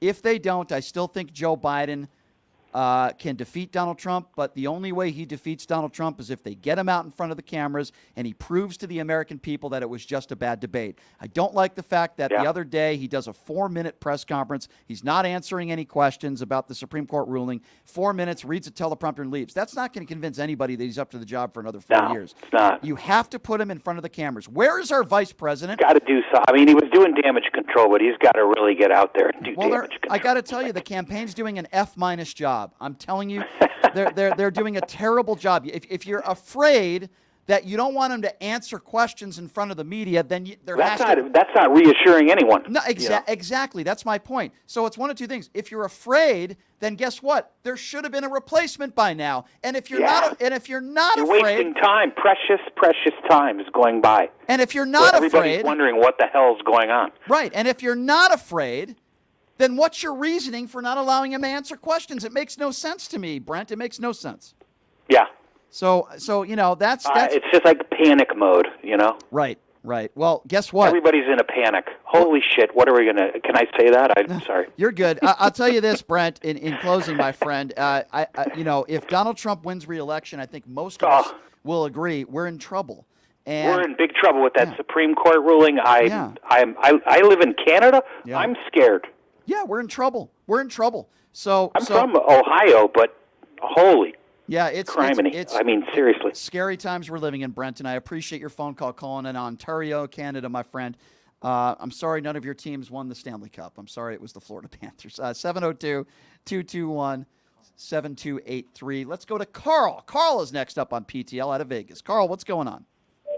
Yeah, hey, Brian. Listen, on yesterday's deal you're talking about, when he came out, the president made that 4-minute speech and then just turned around and walked away. Yeah. Either there's one of two reasons. Either he has very bad advice, which may be somebody running his campaign, or there really is something somewhat wrong with him that he cannot answer a question. It's one or the other. But I don't know exactly right now which one it is. I hope it's just he has bad advice. That's what I hope. Well, I don't know. I would have to say that if you asked Joe Biden today, will you go in front of the cameras for an hour, I would imagine he would probably say yes. I think he's got some probably would. incompetent people that are in his campaign. That's my opinion. That's what I'm saying. He does. But one further thing I want to add. I want to give you a slight laugh because you need one. Trump came out the other day in one of his announcing routines, and he had a belt around his waist. Oh. And hanging right down in front of him was a huge Idaho potato between his legs. You know what he came out as? A dictator. A dictator. That's a good one, Carl. You're right. I needed a laugh. That's a good one. Thank you, pal. Have a good 4th of July. 702-221-7283. Let's go to Paul. Paul is next up on PTL. What's going on, Paul? Howdy. I want to remind people that how Hillary lost the 2016 election. Her and her campaign manager. They only went to the big cities. They did the rallies. Correct. And they did no material distribution. They didn't press the flesh at all. And this is going to take a full court press. So, Paul, no matter you're right. You're right. Who's bearing the flag? It's going to take a full court press by the whole team. I was in North Carolina. She and her campaign managers appeared in Raleigh twice, and that was it. And in the time between August and November, when I moved, hello? Yeah, go ahead. Between August and November, in my rural mailbox out in the boonies, I got 5 oversized 4-color postcards from the Trump campaign. I got 0 from Hillary Clinton Incorporated. So you make a lot of good points. And by the way, I've echoed exactly what you just said in general terms. She did not run a good campaign. I will also say you have to go on the opposition. Go on Fox News. go toe-to-toe with Sean Hannity, because Sean Hannity's not a great debater. I've seen Gavin Newsom just destroy him. I agree with you. You need to go to other states. You need to campaign better. You need to do more interviews. The Hillary Clinton interview, I don't know if you watched the Howard Stern Hillary Clinton interview. It was fantastic. She should have done that when she was running for office. I'm with you, my friend, 150%. Joe Biden's campaign, in my opinion, they can't make the same mistakes that the Hillary Clinton campaign made. I'm with you 150%. 702. Thank you for the call, Paul. Appreciate you. 702-221-7283. Let's go to Mohammed, who is next up on PTL. Hello, Mohammed. Hi, Brian. How's it going, man? I saw online, man, you were with Vivica Fox and Marshawn Lynch at the game. That is true. Man, she's beautiful. You're rolling with the big wig. She's beautiful inside and the out, my friend. She is one of the nicest people I've ever met in my life. Did you see the Joe Biden video we put out this morning, me and Vivica? I didn't see that, but you know what? I just heard or read that he's committed. He says he's staying in. Nobody's going to force him out. Listen, he can say that, but then, tomorrow they can, I don't know. I don't know if it's 100% intact yet. I'm a little wary on that. I don't know. I think it was a pre-recorded information from the chip you said they implanted in. Yeah, I think that was Obama talking. That might have been true. I'm trying to remember. There's a friend of mine. I'm trying to remember. I think his name is Al, who told me that I should post that and put that out there. It was a really good idea, and then it went viral. So I appreciate that. Al, if you're listening, yeah. It was. If Al's listening, smart guy, but that was hilarious. I absolutely loved it. But I tell you what, if this guy stays in, man, I don't know. Look, you have to be. Let's just be fair. If you're being intellectually honest, does he have 4 more years at him? Does this guy really? I'm not a doctor. I don't know. I'm not a doctor. I don't know. I haven't given him a physical. I'm not a doctor. I can't say that. I will say this: he's getting older. He's not the same guy he was 5 years ago. Neither is Donald Trump. Older? Yeah, he's old. He's in his early 80s. Come on, man. The Grim Reaper's he's hovering around the front door of the White House. I mean, would you rather have would you rather have the Grim Reaper, or would you rather have a rapist as president of the United States? Well, I wasn't there, so I can't say that he raped anybody, and he hasn't raped. You weren't there, but a jury decided that he's a sexual abuser, and the judge characterized it as rape. So we can call him that. You don't have to be there to call someone. Were you there when Bill Cosby raped all those women, or do you have to be there to admit that he's a rapist? I don't know. Didn't he get a new trial? Didn't he get out of jail? I'm not asking you about that. Do you think Bill Cosby's a rapist? You weren't there. Honestly, I do. I think. Okay, thank you. All of them are in the same boat. Yes. I'm sure Biden's got plenty of skeletons in his closet. Come on. You can't compare the two. I know. He's a decent guy. He's What are you saying? Joe Biden's sexual? What are you saying? Joe Biden's sexually assaulted? What are you talking about? You can't say that. He's been accused. One woman accused him years back, and then she changed her story 4 times. So there's 25 women. It's only one. There's 25 women that have accused. That doesn't make it any less. It doesn't make it any better that it's only one versus 30. No, but it makes no, but it makes it provable when a jury decides that he's a liable sexual abuser based on evidence, doesn't it? Well, yeah, that's a valid point. I'm not going to argue that, but I will say this: I don't think we have any good choices. Any good. The one thing I will vote for is I would vote for Shapiro and all the heavyweights you're hanging out with. I'm not. You're killing it. You're everywhere. By the way, I'm going to be. I'm hanging out with Shannon Elizabeth tonight, so I don't want to make you jealous. Oh, see, that's what I mean. There you go. Playing in her poker tournament. I think you'd be a great write-in candidate. Well, you know what? I'll talk to all my Muslim friends. We'd rather vote for you. Well, maybe in poker, I appreciate that. Than Biden, who's turned his back on Jerusalem. I don't know if I go that far, but I will say this, and I'm going to use poker terms. If you weren't so short-stacked, then maybe Shannon Elizabeth would be hanging out with you as well. Well, listen. I think you talked to my last girlfriend. I can't argue with you.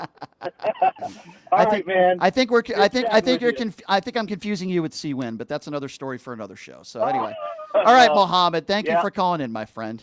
Have a good one, All my right. friend. Have Talk a to you later. 4th of July. 702-221-7283 is the number to call. Let's go to Natalie. Nathalie is next up on PTL. Hi, Natalie. What's going on? Hi, I just wanted to say thank you so much for having Ron Quince on your show. It was nice to see a Filipino there, and I'm half Filipino myself, so Ron's a it great was guy. really refreshing, and I wish him the best of luck. I was just discussing with somebody online today, Larry Itliong, Yeah. who also is Filipino and who co-founded the United Farm Workers with Cesar Yep. Chavez. I love the And Filipino a lot of people people. don't know that. And I love the Filipino Yeah. people. They're very passionate people, very family-oriented people. I have many Filipino Yes. friends, great food.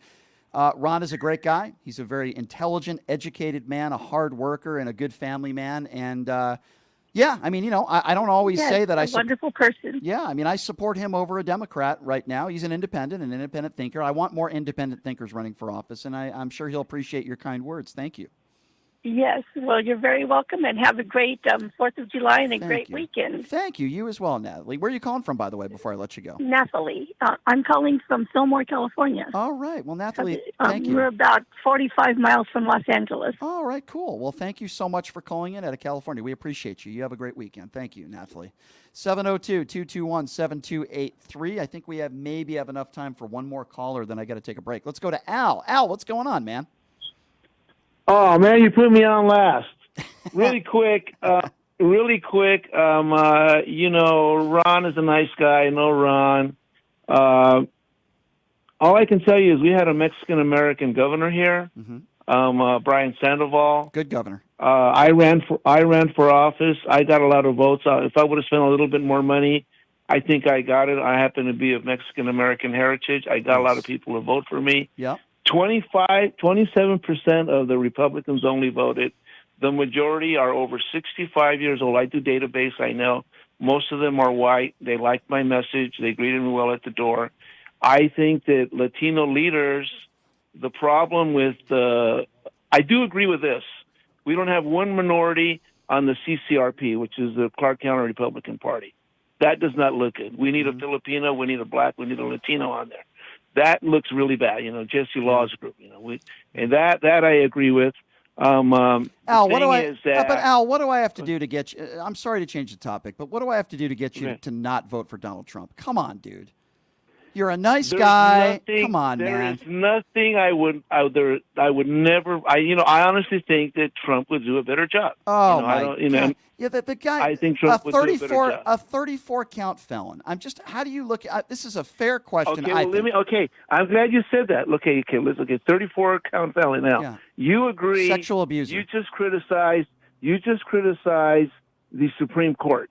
You think that honestly, if we would have had different people on there, they would have already convicted Trump. They wouldn't have reversed that president immunity thing. The presidential immunity decision is an absolute joke, but that is a fine line between a Supreme Court. There is a fine line between the Supreme.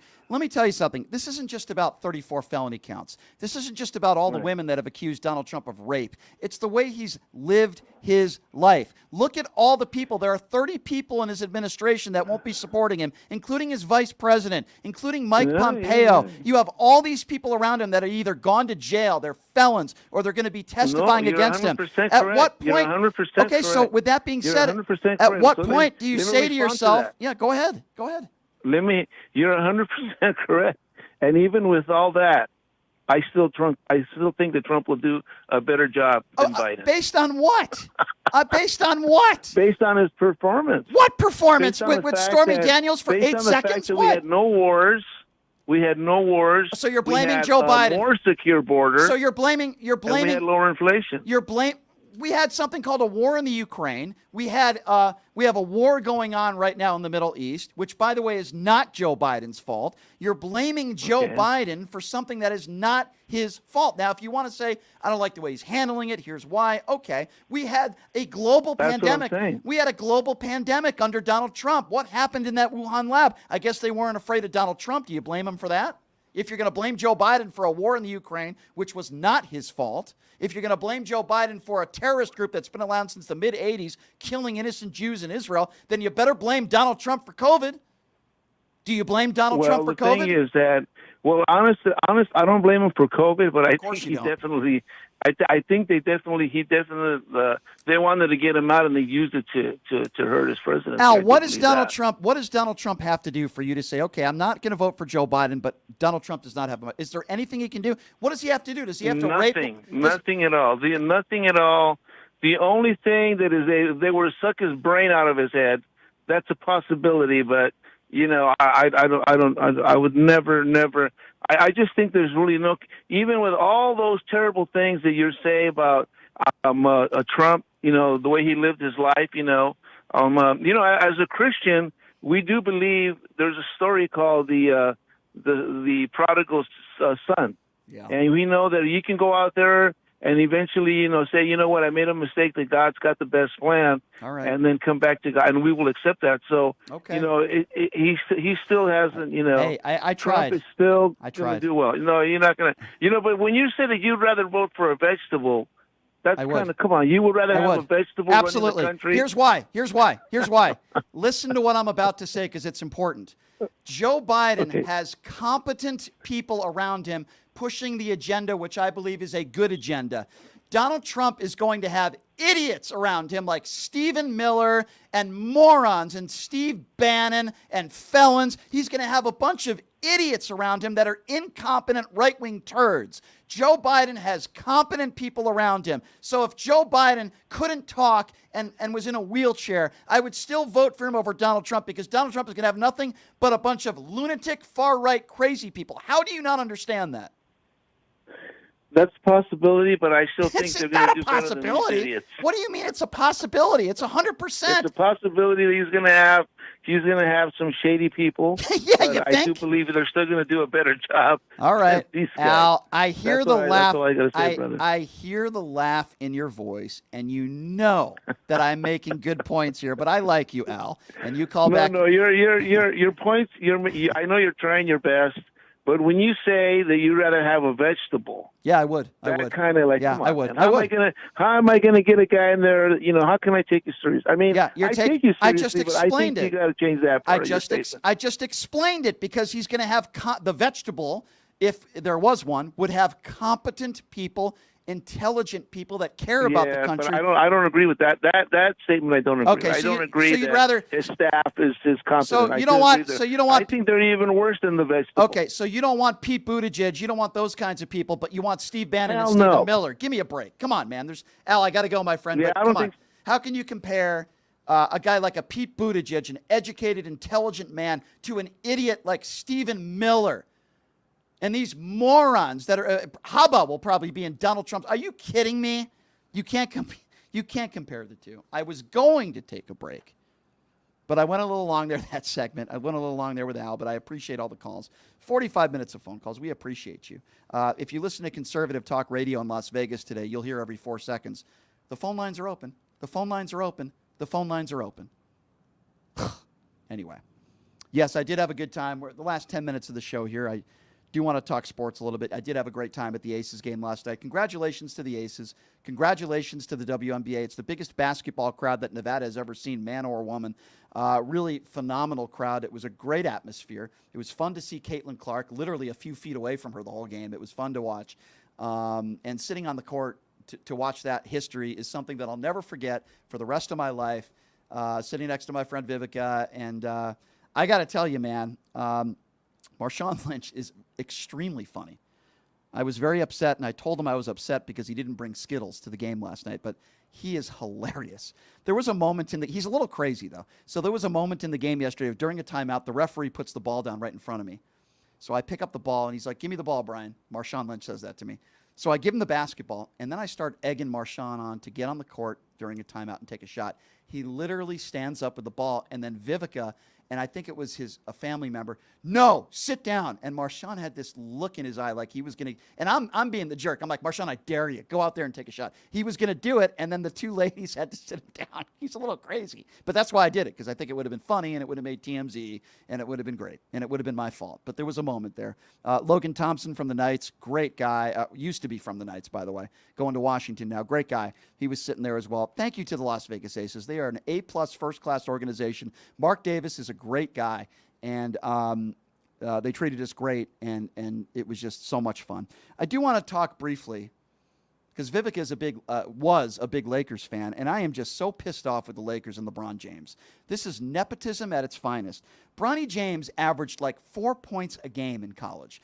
Most college teams he wouldn't even start on. He certainly probably wouldn't be good enough right now to even make a G League team. Yet somehow, some way, I wonder how, the LA Lakers pick Bronny James to play for the LA Lakers. They're paying him millions of dollars.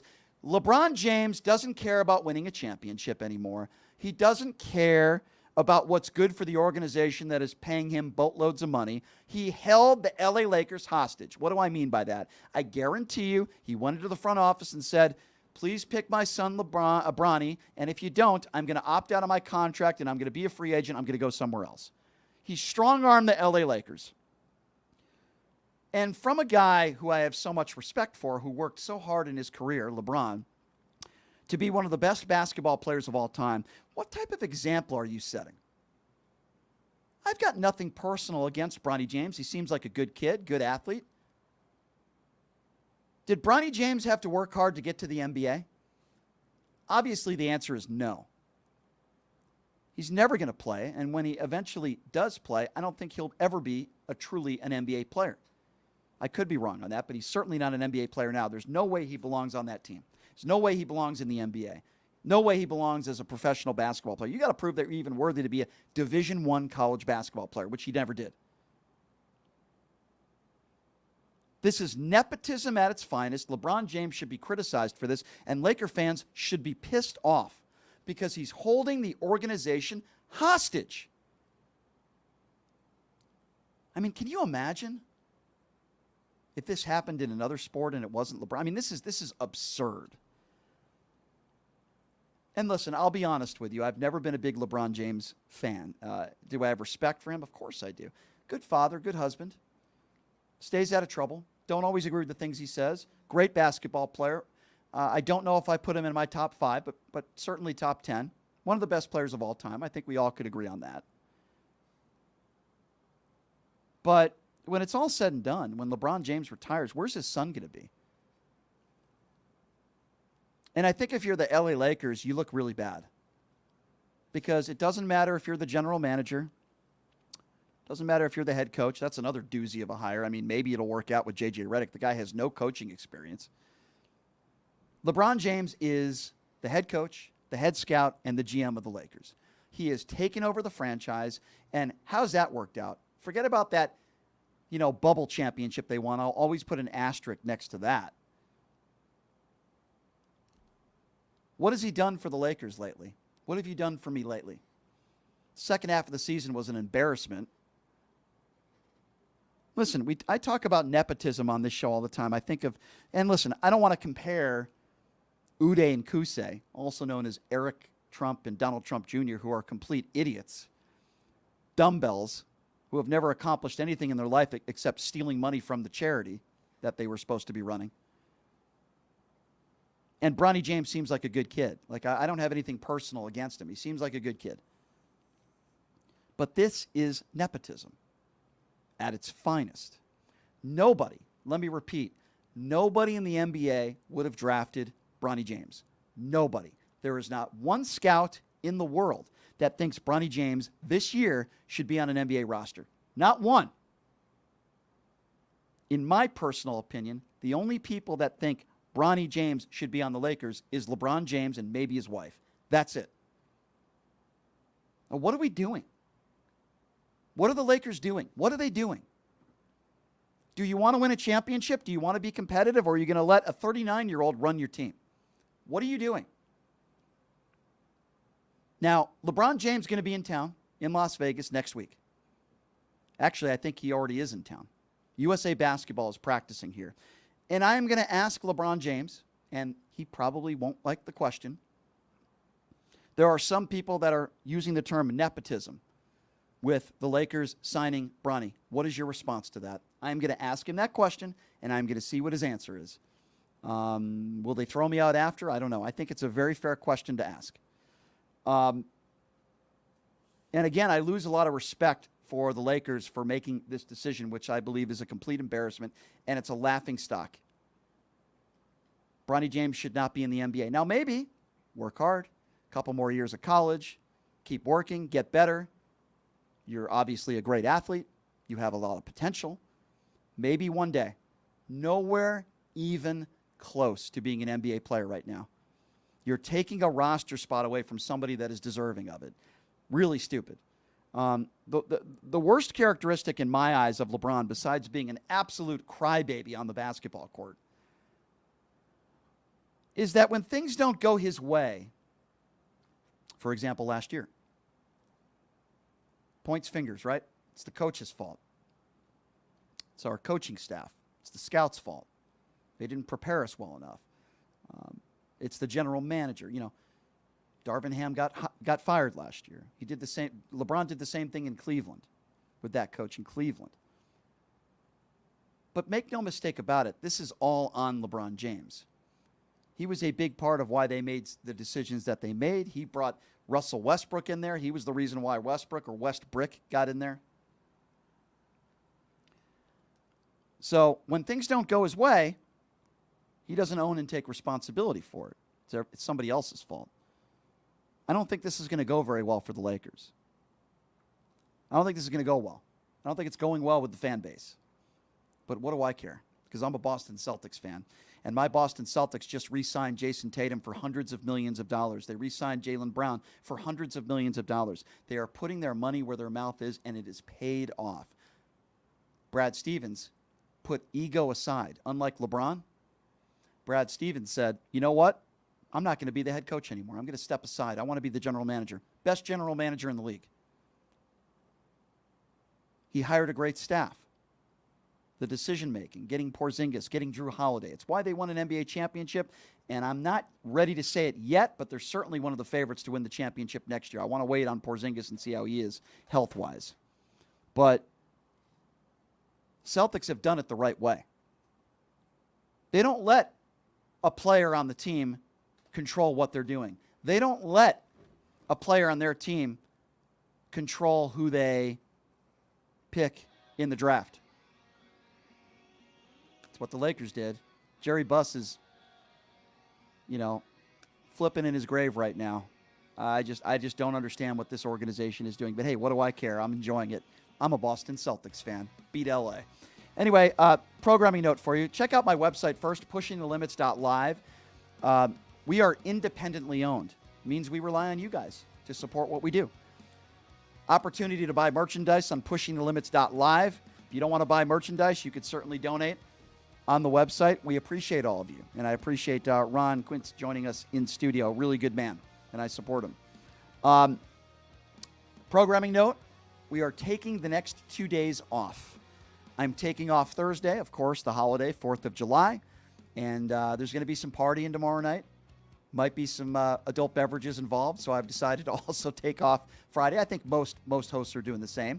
So we're going to be taking off Thursday and Friday, and we will be back live on the air on Monday with some very special guests joining us next week. So I'll still be active on social media. You can still follow me on there. I hope everybody has a wonderful 4th of July weekend. Please check out my website, pushingthelimits.live, and support what we do here. Thank you all for joining us, and we will see you on Monday.